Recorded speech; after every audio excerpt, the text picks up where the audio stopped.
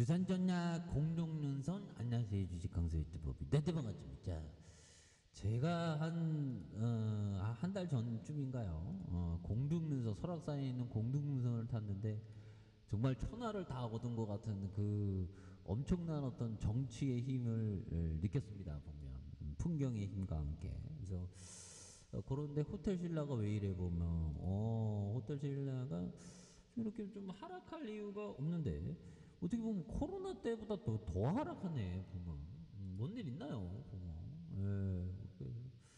자, 호텔 신라에 대한 부분 자 한번 보도록 하겠습니다.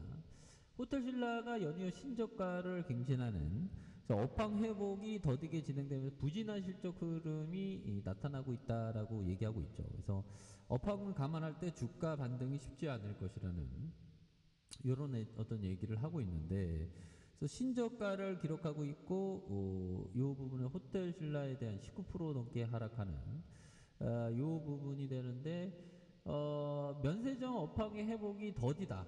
좀 약간 좀 뭐 천천히 아주 천천히 그런 부분이 되네요. 그래서 중국 경제 둔화와 영향으로 면세점의 매출이 가장 큰 비중을 차지하던 중국인 단체 관광객의 중국 보따리 상의 매출이 회복되지 못하면서 부진한 흐름을 좀 아니 뭐 나이공의 매출 좀 약간 좀 더질 수도 있지 보면 그런 뭐 면세점의 어떤 회복이 더딘 영향이 좀 약간 되는데 이 부분이 영향이 뭐 약간 된다고 하지만 결국 좋아질 수 있지 뭐 끝까지 알아봐야지 보면.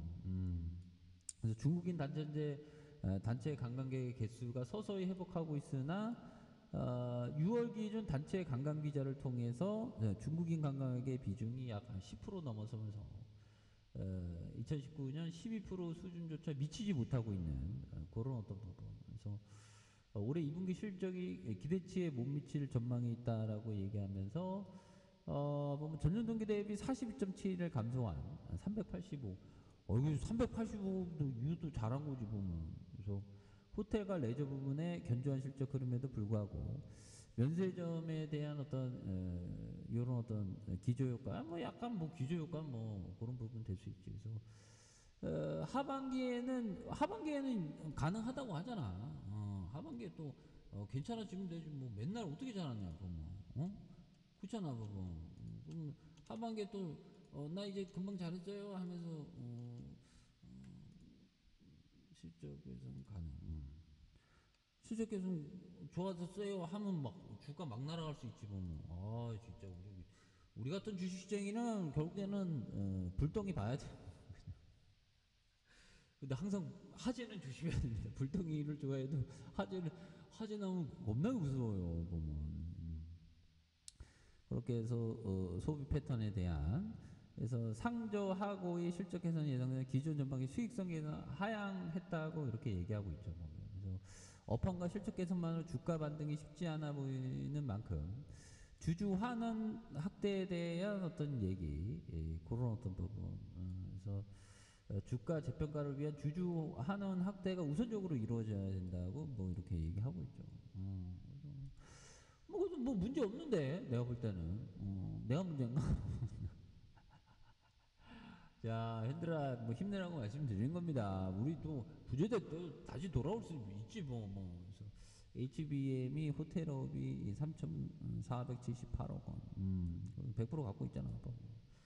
뭐 그런 어떤 부분에 좀 너무 이렇게 저평가되어 있는 것이 아닌가. 그래서 이 부분을 얘기했고 든든한 삼성생명이 이렇게 17.34까지 갖고 있잖아.